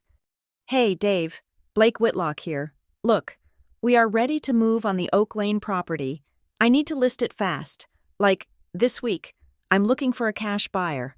Quick close. Do not worry about the title insurance. I have the family lawyers handling the transfer. Just get me a buyer who has liquid capital. I need the cash for a bridge loan on another project. Call me back." I saved the file. I checked the metadata. Tuesday, 10:42 in the morning. I did not cut the audio. I did not edit it. I forwarded the raw file to Thorne with a single subject line: Exhibit C. Blake was not just bragging on Instagram. He was actively trying to sell my house out from under me to pay off a debt. "Need the cash." He was drowning, and he was trying to use my life raft to save himself. That evening, the final piece of the trap fell into place. My father called. I watched the screen light up. I let it ring 4 times before answering. "Hello, Dad?" "Mara." His voice was different. Gone was the rage from Sunday night. Gone was the booming authority. He sounded tired, almost fragile. It was a performance, I knew, but it was a good one. "Mara, please do not hang up." "I am listening," I said. "Your mother is a wreck," he said. "She has not stopped crying since you left. We have been thinking. Maybe we were too harsh. Maybe we pushed too hard. You tried to force me to resign," I said. "We were just trying to protect the family interests," he sighed. "But clearly, we hurt you, and that was never the plan. Look, Mara, we want to settle this. No lawyers, no courts, just family. We want to give you your share." "My share?" I asked, raising an eyebrow at the empty room. "Yes," he said eagerly. "The house, it is a big asset. Too big for one person. Blake has a deal lined up. If we sell, there is enough for everyone. We can cut you a check, $50,000, clean. You can walk away, start fresh." $50,000. The house was appraised at nearly $800,000. He was offering me 6% of my own property to go away. "I am willing to meet," I said, "but not at the house." "Anywhere you want," he said quickly. "The lobby of the Fairmont Hotel," I said. "Tomorrow at 10 in the morning. And Dad, I am bringing my advisor." "Advisor?" He hesitated. "I thought we said no lawyers." "You said no courts," I corrected. "If you want to settle, you talk to me and the person managing my interests. Take it or leave it." There was a long silence. I could hear him breathing, calculating. He needed my signature. He needed it before Blake's creditors came knocking. "Fine," he said. "Tomorrow at 10. The Fairmont was neutral ground, high ceilings, marble floors, and enough witnesses to ensure physical safety. I sat at a corner table with Elias Thorne. Thorne was not wearing his court suit. He was dressed in business casual, looking like a bland financial planner. We had a portable dictation machine sitting openly on the table, its small red light blinking. My father arrived alone. He looked smaller than I remembered, his shoulders hunched. He carried a leather briefcase. He sat down, eyeing the recorder with distaste. "Is that necessary?" "Standard procedure for all business meetings regarding the LLC," Thorne said smoothly. "I am Elias Thorne, legal counsel for Ms. Whitlock." My father stiffened. "I am her father." "And currently," Thorne said, "you are also a tenant discussing terms with the landlord." My father flinched. He turned to me, ignoring Thorne. "Mara, this is ridiculous. We are family. Put that thing away and sign the papers. I brought a new transfer agreement. We will give you the $50,000. I will even bump it to $75,000. Cash." "I do not want your money, Dad," I said quietly. "I want the truth." "What truth?" he snapped, his patience fraying. "The truth is that house was always meant to support the family. Your grandfather knew that." "Grandpa left it to me," I said. "Specifically, to me, not to you, not to Blake. Why?" "Because he was old," my father hissed, leaning over the table. "He was senile. He did not understand how business works." "He understood enough to create an LLC to keep you from selling it," I countered. "He understood enough to name me manager." "He made a mistake." My father slammed his hand on the table. A waiter looked over, concerned. "He should have left it to me. I am his son-in-law. I ran this family for 30 years. "So you decided to fix his mistake?" Thorne asked softly. "Is that why you created the fake operating agreement in 2016? My father looked at Thorne, then back at me. His face was flushing that dangerous crimson again. The desperation was leaking out of him like sweat. "I did what I had to do," he spat. "You were a teenager, Mara. You were going off to art school or whatever nonsense. You were a girl. You were going to get married, change your name, and give the property to some stranger." I went cold. "Excuse me?" "It is the way the world works," he said, his voice rising, forgetting the recorder, forgetting the lobby. "The boy carries the name. Blake is the Whitlock heir. The house had to go to him eventually. I tweaked the paperwork to make sure the asset stayed where it belonged, with the son." "You tweaked the paperwork," Thorne repeated, his voice devoid of emotion.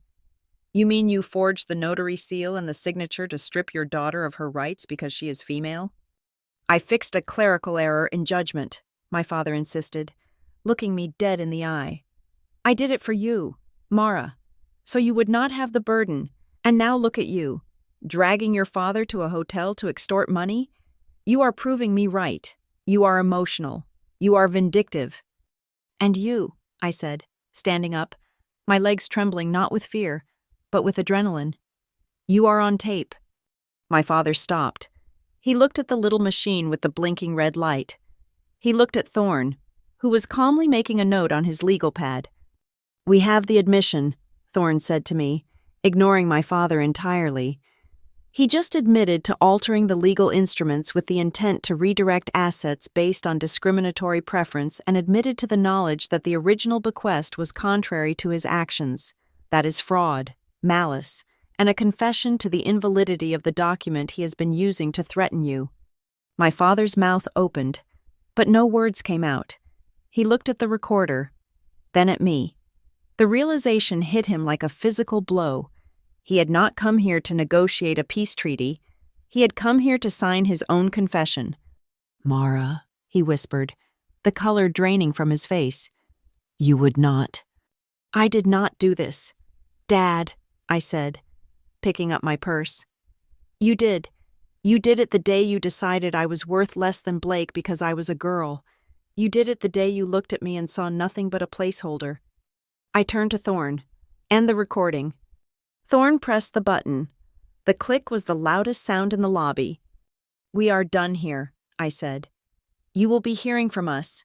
And Dad, tell Blake to stop posting pictures of my porch. It is misleading advertising." We walked out of the hotel, leaving my father sitting alone at the table. staring at his briefcase of worthless papers. He looked small. He looked defeated. But most of all, he looked like a tenant who had just realized his lease was up. The atmosphere in Port Rowan shifted subtly, like the tide turning before a storm. For weeks, I had walked through town feeling the burning gaze of judgment, the ungrateful daughter who abandoned her family. But after the dinner party disaster and Uncle Jerry's drunken revelation, the whispers changed frequency. I was standing in line at the local coffee shop when I felt it first. Mrs. Gable, the bank manager I had worked with to freeze the accounts, was ahead of me. She didn't offer the polite, pitying smile she used to give. Instead, she turned, gripped my arm, and whispered, "Hold your ground, dear. The truth has a way of floating." It wasn't just her. The rumor mill, once my parents' greatest weapon, had turned against them. Uncle Jerry hadn't just mumbled into his scotch. He had called his own circle of friends the next day to complain about how Bob, my father, had tried to hush him up, in a town this size. The story that Bob Whitlock lied about Arthur's will was far juicier than "Mara is a brat." My parents, sensing the ground eroding beneath their feet, went on a digital offensive. My mother's Facebook page transformed into a shrine of martyrdom. She posted vague, tearful status updates about the pain of betrayal and children led astray by greed.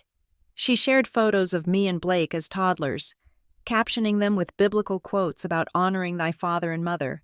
She tagged relatives, urging them to pray for our family's unity. I watched it all from a fake account I had set up on my new laptop. It was pathetic, it was loud, and it was exactly what Elias Thorne had told me to expect. "Do not engage," Thorne had instructed me earlier that morning. "They are trying to drag you into a mud fight. If you comment, you validate them. If you stay silent, you look dignified, and they look hysterical." So I stayed silent. I didn't post a rebuttal. I didn't share the recording of my father admitting to fraud. I simply let the legal system speak for me. Thorne sent the demand letter via courier that afternoon. It was not a polite request. It was a legal sledgehammer. It outlined the discovery of the voided notary stamp, the invalidity of the 2016 operating agreement, and the recorded admission of discriminatory intent. It demanded the immediate return of all keys to the property, a full accounting of every dollar spent from the rent checks, and a cease and desist on all attempts to leverage the property for loans. The response was not a letter back. It was a scream for help disguised as a medical emergency. At 4 p.m, my phone rang. It was my mother. "Your father is in the hospital," she sobbed the moment I picked up. "Are you happy now? The stress? His heart? He collapsed. Mara, he collapsed reading your hateful letter." My hand tightened on the phone. The old Mara, the one trained to fix everything, wanted to rush to the car, but the new Mara, the manager of Rowan Shore Holdings, paused. "Which hospital?" I asked calmly. "What?" she sputtered. "Does it matter? He is dying. You need to come home and stop this madness before you kill him." "If he is in the hospital, why would I come to the house?" I asked. "I will call the admissions desk at General and St. Mary's to check on him." "No!" she shrieked, dropping the act instantly. "Do not call them. Just come here. We need to talk about this letter." "There is no heart attack. Is there, Mom?" I asked, my voice flat. "He is heartbroken," she yelled. "That is the same thing. You are destroying us over a house." "I am not destroying you," I said. "I am evicting the lie you have been living in. Goodbye." I hung up and turned off my phone. I was shaking, but I didn't break. While my parents were trying to manipulate me, Blake was busy digging a grave for himself. Thorne called me an hour later with news that made the situation significantly darker. "You remember the investors Blake was bragging about? The ones he needed the bridge loan for?" "Yes," I said. "Well, one of them was a man named Mr. Vance. He is a local developer, an old friend of your grandfather's." Thorne explained. "Apparently, Blake tried to use the house as proof of collateral to borrow $20,000 from Vance personally, claiming the title transfer was just stuck in admin. And Mr. Vance knows me, Thorne said. He called me to ask why the deed was still in an LLC if Blake owned it. When I told him Blake has no legal standing, Vance did not just get angry, he called the police. The police? I gasped. He filed a report for attempted theft by deception, Thorne said. Whatever Blake signed to get that initial handshake deal, he misrepresented his assets. The police paid a visit to Oak Lane about an hour ago. That is probably why your mother called you screaming about a heart attack. It was not a medical emergency. It was a legal one. The walls were not just closing in on them. They were collapsing. Blake was facing criminal scrutiny. My father was on tape admitting to fraud. My mother was losing the court of public opinion. That evening, I heard a knock at my apartment door. I checked the camera, half expecting Blake to be back with a crowbar. It was Nora Pritchard. She was clutching her oversized handbag, looking pale but determined. I opened the door and ushered her in. I heard about the police, Nora said, sitting on my sofa. The whole town is talking. A squad car in the Whitlock driveway. It is the scandal of the decade. They brought it on themselves, I said, handing her a glass of water. They did, Nora agreed. She reached into her bag. But there is something else, Mara. Something I have been debating giving you because it is painful. She pulled out a yellowed envelope. It wasn't a legal document. It was a personal letter, handwritten in my grandfather's spidery script. Arthur gave me this when we filed the LLC papers, Nora said softly. He told me to keep it safe. He said, if Bob and Cynthia are decent people, burn this. But if they ever try to take what is not theirs, give it to Mara. I took the letter. My hands trembled as I unfolded the paper. My dearest Mara, if you are reading this, it means my fears were well-founded. I loved your mother, but I never trusted the man she married, and I fear they have spoiled your brother beyond repair. They see this house as a throne. I see it as a shelter. I have instructed Nora to ensure the LLC structure is ironclad, but I also added a clause to the private bylaws, a poison pill regarding residency. It is not in the public filing, but it is in the notarized operating instructions I left with the original trust officer. Clause 14b. In the event that any tenant or occupant attempts to claim ownership adverse to the manager or attempts to encumber the property with debt without the manager's consent, their right to residency is immediately and irrevocably terminated. No notice period shall be required beyond the minimum state statute. Do not let them bully you. You are the only one strong enough to save this family from itself. Sometimes, saving people means stopping them. Love, Grandpa? I looked up at Nora, tears stinging my eyes. He knew they would do this. He hoped they wouldn't, Nora corrected, but he prepared for when they did. This clause, I said, pointing to the letter, does it hold up? Thorne would have to argue it, Nora said, but it proves intent. It proves your grandfather explicitly wanted them out if they tried to steal the title. It destroys their argument that he made a mistake and meant to leave it to your father. I took a picture of the letter and sent it to Thorne. His reply came 2 minutes later. This is the nail in the coffin. I am filing for an emergency declaratory judgment tomorrow morning. The next day, the hammer dropped. Thorne secured an emergency hearing. Because of the police report filed by Mr. Vance and the evidence of the forged notary stamp, the judge agreed to expedite the review of the ownership dispute. The summons was served to my parents at noon.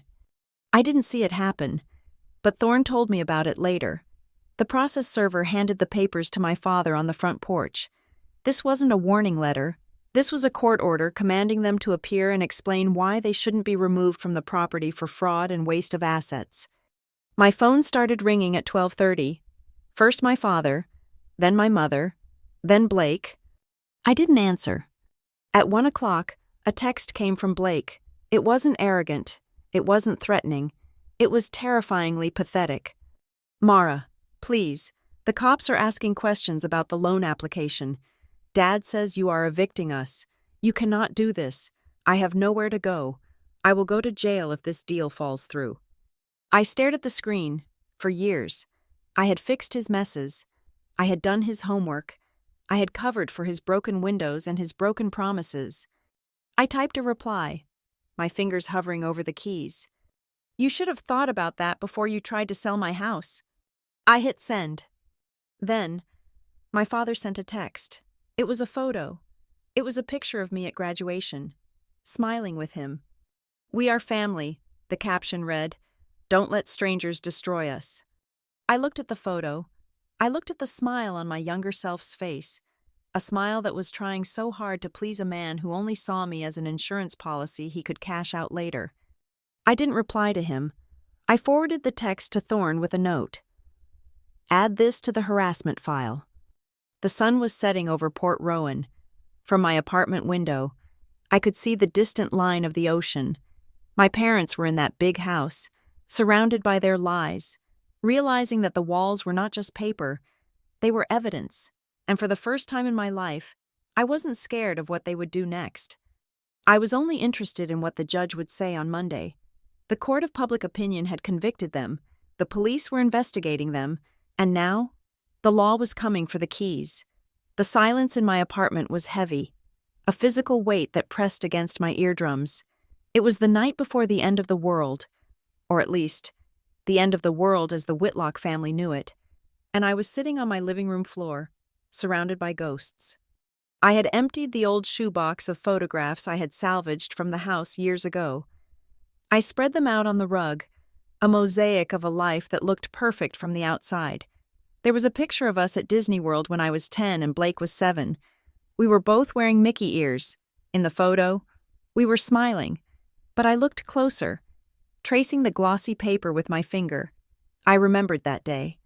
Blake had dropped his ice cream cone 5 minutes before the photo was taken. My father had yelled at me for not holding it for him. I had given Blake mine to make him stop crying. The smile on my face in the picture was not happiness. It was relief that the screaming had stopped. I picked up another one. My high school graduation. My mother was beaming, her hand on Blake's shoulder. Even though it was my diploma day, I was standing slightly to the side, holding the bouquet of flowers I had bought for myself because my father forgot. I put the photos down and rubbed my face. A wave of nausea rolled through me. Was I doing the right thing? The question had been gnawing at me all afternoon. They were my parents. They were the people who taught me to tie my shoes, who drove me to swim practice, who sat at the dinner table with me for 27 years. Was evicting them, actually throwing them out of the house they had lived in for a decade, too cruel? Was it the nuclear option when a scalpel would have sufficed? Then I remembered the dinner last Sunday. I remembered my father's face, twisted with entitlement, telling me I was nothing. I remembered the text from Blake, begging for help only because the police were involved, not because he was sorry. I remembered the feeling of being 18, terrified and compliant, signing away my autonomy because they told me I owed them for my existence. They did not just raise me, they groomed me to be their safety net. And when the net tried to become a person, they tried to cut it down. My phone buzzed on the coffee table. It was Elias Thorne. "We are set for tomorrow." His voice was calm, professional, the anchor I needed in this storm. "Run me through it again," I said. I needed the procedure. I needed the cold, hard logic of the law to silence the emotional static in my head. "The process server is booked for 9 o'clock in the morning," Thorne said. "He is a former deputy sheriff. He knows how to handle hostile recipients. He will deliver the notice to vacate directly to your father or your mother. He will wear a body camera to record the service." "And the terms?" I asked. "Because we have evidence of fraud and the poison pill clause from your grandfather, and because they are tenants at Sufferance who have actively damaged the owner's credit, we are giving them a strict timeline," Thorne explained. 7 days. That is the statutory minimum we are offering to avoid an immediate sheriff removal. They have 7 days to vacate the premises voluntarily. "And if they don't?" "Then on day 8, we file the summary ejectment with the magistrate," Thorne said. "Given the emergency declaratory judgment the judge is already reviewing, the writ of possession will be issued fast. The sheriff comes out, they change the locks, and your parents are escorted off the property. If they return, it is trespassing." 7 days, I whispered. 1 week to pack up 30 years. They have had 9 years, to be honest. Mara, Thorne said gently. They use that time to steal from you. 7 days is generous. I want everything perfect, Elias, I said, my voice hardening. I do not want a single error on that paper. Check the dates. Check the spelling of the LLC. Check the address. If there is a typo, they will use it to delay. I have checked it 3 times, Thorne assured me. It is bulletproof. I am also sending a copy via certified mail, return receipt requested, and posting a copy on the front door. We are using the nail and mail method as a backup. There will be no way for them to claim they did not receive it. Good, I said. We also need to discuss the property, Thorne added. Once they are out, you have a duty of care regarding their personal belongings if they leave anything behind. You cannot just throw their furniture on the curb. That opens you up to civil liability for damages. I know, I said. I have already contacted a moving company. If they leave anything, I will have it placed in a climate-controlled storage unit. I will pay for the first 30 days. After that, it is their problem. I am not destroying their things. I am not them. That is smart, Thorne said. It shows the court you are acting reasonably despite the hostility. You are taking the high road while showing them the door. We hung up. I walked to the window and looked out at the streetlights. The high road felt lonely. My phone rang again. This time, the caller ID showed Nora Pritchard. I answered on the first ring. Hey, Nora. I am just calling to check on you. Her scratchy voice came through the line. I know what tomorrow is. I feel sick, I admitted. I feel like I am the one holding the match to burn the house down. You are not burning anything down. Mara, Nora said firmly. The house was rotting from the inside. You are just clearing the debris. They are going to hate me, I said. Not just the anger they have now. This is permanent. If I do this, I never have parents again. I am an orphan by choice. You have been an orphan for a long time, honey, Nora said, and the truth of it pierced my chest. You just did not want to admit it. Parents protect their children. They do not steal their identity. They do not gaslight them. They do not sacrifice their daughter to save their son's ego. I closed my eyes, letting her words sink in. Your grandfather wrote that letter because he knew you had a good heart. Nora continued. He knew your heart would be the thing they used against you. He wanted you to be tough. You are not being evil. Mara, you are just finishing a lie that started before you were even born. Thanks, Nora, I whispered. Get some sleep, she said. You need your strength for the fallout. I did not sleep. Instead, I sat at my small kitchen table with a notebook. I needed to get the poison out of my system. I picked up a pen and started writing a letter to my mother. I knew I would never send it. It wasn't for her. It was for me. Dear Mom, I tried for 27 years. I tried to be the daughter you wanted. I got the grades. I got the job. I stayed quiet when you praised Blake for doing nothing and criticized me for doing everything. I signed the papers you put in front of me because I trusted you. I wanted you to love me, not the idea of me, not the utility of me, but me.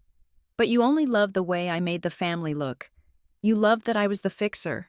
You never asked me if I was happy. You only asked me why I wasn't doing more for Blake. I am not doing this to hurt you. I am doing this because I finally respect myself enough to stop letting you hurt me. You said I would be nothing without you. But the truth is, you were never really with me at all. I read it over. The ink was slightly smeared where my hand had rested. I didn't cry. I tore the page out of the notebook, folded it into a tiny square, and put it in my pocket. It felt like a talisman. My phone lit up one last time. It was 11:30 at night. A text message from Dad. I stared at the preview. My father never texted this late. He was usually asleep or pretending to be asleep to avoid talking to my mother. Mara, please, come home tomorrow morning. We can fix this. I talked to the lawyers. I can write up a new agreement. I will let you re-sign the papers to secure your position. Just do not let strangers into our business. We are ready to compromise. I read the message twice. I will let you re-sign the papers. Even now, at the edge of the cliff, he couldn't let go of the illusion of control. He was offering to let me sign papers for a company I already owned. He was offering to secure a position I already held. He thought he could still bargain with currency that turned out to be counterfeit. He was desperate.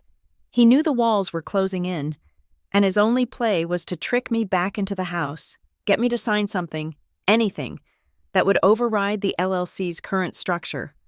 It was the final confirmation I needed. There was no remorse. There was only strategy. If I went back tomorrow, they wouldn't hug me. They would hand me a pen and a non-disclosure agreement. I didn't reply. I put the phone down, face down on the table. Next to the phone sat a thick manila envelope. Elias Thorne had had it couriered over earlier that evening, along with the instructions for the process server. It was the courtesy copy for my records. I reached out and touched the cool paper. Printed on the front, in bold, uncompromising black letters, were the words, "Notice to vacate and termination of tenancy at sufferance. To Robert Whitlock, Cynthia Whitlock, and Blake Whitlock, premises, 14 Oak Lane, Port Rowan, NC." I ran my fingers over the letters. For weeks, my hands had shaken every time I thought about confronting them. I had trembled at the dinner table. I had shaken in the lawyer's office. I had vibrated with anxiety in my car. But as I looked at the envelope now, sitting there like a tombstone for my childhood, I realized something strange. My hand was perfectly steady. The fear was gone. It had burned away, leaving only a cold, hard resolve. I wasn't a daughter scaring her parents anymore. I was a manager dealing with delinquent tenants who had destroyed the property. I stood up and turned off the kitchen light, leaving the envelope sitting in the dark, ready for the morning sun. "Okay," I said to the empty room. "Let us finish it." The tires of my car crunched against the gravel driveway of 14 Oak Lane for the last time. It was 11 o'clock on a Sunday morning. The timing was deliberate. My father, in his infinite hubris, had summoned the extended family for a celebratory brunch, telling Aunt Linda and Uncle Jerry that I was coming home to finalize the family trust and make things right with Blake. He thought I was coming to surrender. He thought the silence from the night before was submission. I stepped out of the car. I was not alone. To my left walked Elias Thorne, carrying a thick black briefcase. To my right was a man named Jim, a retired deputy sheriff who now worked as a process server. He was 6 feet 4 inches tall, wearing a body camera on his chest, the red light blinking a silent warning. We walked up the porch steps. I could hear laughter inside. It sounded brittle, forced. I did not knock. I used my key, the key to the property I owned, and pushed the door open. The conversation in the dining room died instantly. My father was standing at the head of the table, a mimosa in his hand. My mother was arranging flowers. Blake was shoving a quiche into his mouth. The cousins and aunts were scattered around, looking wary. "Mara," my father beamed, though his eyes were cold. He set his glass down. "You are late, but I see you brought guests." He looked at Jim's uniform and Thorne's suit with a flicker of unease, but his arrogance smoothed it over. He turned to the room. "Everyone, Mara has brought her advisors to witness the signing. Today, we put all this unpleasantness behind us and secure Blake's future." He held out his hand toward me. "Give me the papers, sweetheart.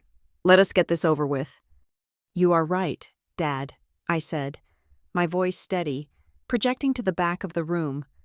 "I did bring papers, and we are going to get this over with." I nodded to Jim. The big man stepped forward. He did not smile. He pulled a thick, sealed envelope from his clipboard. It was stamped with the official seal of the county court. "Robert Whitlock, Cynthia Whitlock, Blake Whitlock," Jim announced, his voice booming like a cannon shot in the small room. "You are hereby served." He placed the envelope in my father's outstretched hand. My father blinked. He looked at the envelope, then at me. A nervous smile twitched at the corner of his mouth. "What is this? The transfer agreement?" "Open it," I said. My father tore the tab. He pulled out the document. It was not a transfer agreement. It was a single page, printed on heavy bond paper, with a bold, terrifying header. Notice to... He stopped. He squinted, as if the words were in a foreign language.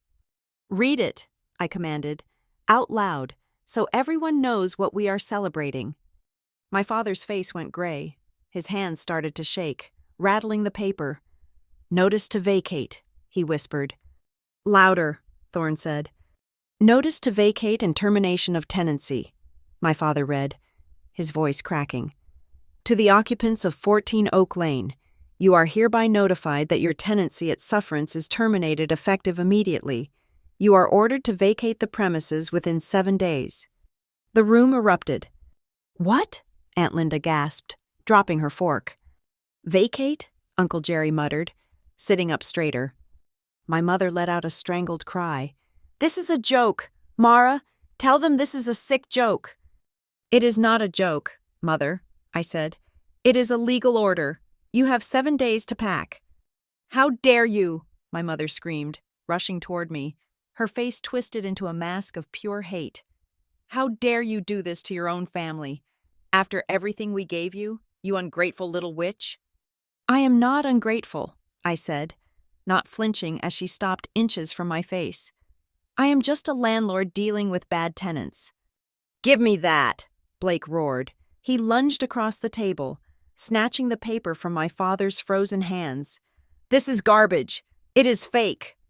He grabbed the document with both hands, ready to tear it in half. "I would not do that if I were you, son," Thorne said.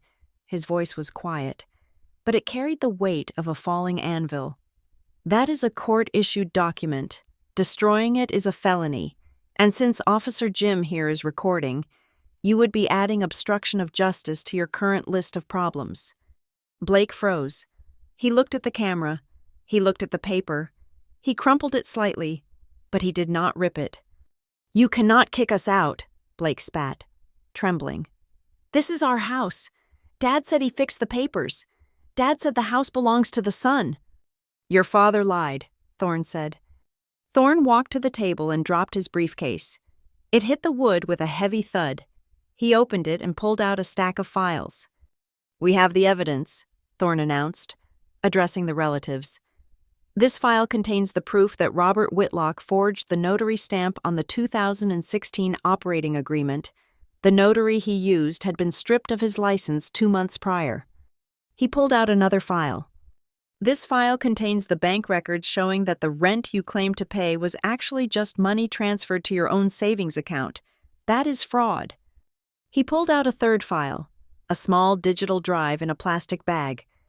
"And this," Thorne said, pointing to the drive, "is the recording from the Fairmont Hotel yesterday, where Robert Whitlock admitted, on tape, that he altered the documents specifically to disenfranchise his daughter because she is a woman." My father collapsed into his chair. He looked like a puppet whose strings had been cut. The silence in the room was absolute. The cousins were staring at him with open mouths. The hero worship, the image of the benevolent patriarch, it all shattered in seconds. "You," my father rasped, looking up at me. His eyes were red, filled with tears of humiliation. "I did it for the family, without us. You are nothing. You are nothing. Mara, who paid for your clothes? Who paid for your food? We made you." "You did not make me," I said, my voice cold and clear. "You made a servant. You made an insurance policy. You made a scapegoat for Blake's failures." "Please," my mother sobbed, grabbing the edge of the table. "Mara, please, do not do this. Where will we go? We have no money. We spent everything on the renovations, on Blake's business. We will be on the street." "You have 7 days," I said. "That is more time than you gave me when you threatened to kick me out for not apologizing to Blake. You have 7 days to find an apartment. You have 7 days to move your things." "And if we do not?" Blake challenged, trying to summon one last shred of bravado. "You are not going to call the cops on your own parents." "If you are not out by noon next Sunday," I said, looking him dead in the eye, "the sheriff comes. They will remove you by force. They will change the locks, and anything you leave behind goes into a dumpster." She is bluffing, Blake shouted, turning to the relatives. She is crazy, Uncle Jerry. Tell her she cannot do this. Uncle Jerry stood up. He looked at Blake, then at my father, who was weeping into his hands. She is not bluffing, kid, Jerry said, his voice rough. And frankly, she should have done it years ago. Jerry, my mother gasped. Shut up, Cynthia, Jerry snapped. You lied to us. You told us Arthur left the house to you. You told us Mara was the problem, but you have been stealing from the girl since she was 18. I heard the lawyer. Forged stamps? Fake rent? It is disgusting. He looked at me and nodded. You do what you have to do, Mara. One by one, the relatives stood up. Aunt Linda didn't say a word to my mother. She just grabbed her purse and walked out. The cousins followed. The audience my father had assembled to witness my defeat was now walking out on his humiliation. The room was empty now, except for the four of us, the lawyer and the process server. My father looked up. The fight was gone. He looked old. He looked small. Mara, he whispered, we are your parents. I know, I said. That is the only reason I am giving you 7 days instead of 24 hours. I turned to Thorne. We are done here. Wait, Blake screamed, running to the door to block me. You cannot just leave. You have to fix this. I owe people money. If I lose this address, they will come after me. Then I suggest you start running, I said, because this address does not exist for you anymore. Jim, the process server, took a step forward, his hand resting near his belt. Blake flinched and stepped aside. I walked out onto the porch. The sun was high in the sky. The air smelled of salt and pine. I didn't feel sad. I didn't feel happy. I felt light. The heavy coat of obligation I had worn for 27 years had finally slipped off my shoulders. I walked to my car. I didn't look back at the house. I didn't look back at the window where my mother was likely watching me, crying tears for a life she had forfeited. I opened the car door and paused. I looked at the notice to vacate that Blake had crumpled and dropped on the porch. My father's voice echoed in my head one last time. You are nothing without us. I got into the driver's seat and started the engine. My parents said I would never be anything without them, I said to the empty car, putting it into gear. But that piece of paper on the porch proves that without me, they have nowhere to live. I drove away, and for the first time in my life, I was driving toward a home that was truly mine. Thank you so much for listening to this story. I would love to know where you are tuning in from. So please drop a comment below and let me know your city or country so we can connect. If you enjoyed seeing justice served, please subscribe to the Lila Revenge Stories channel, like this video, and hit that hype button to help this story reach even more people.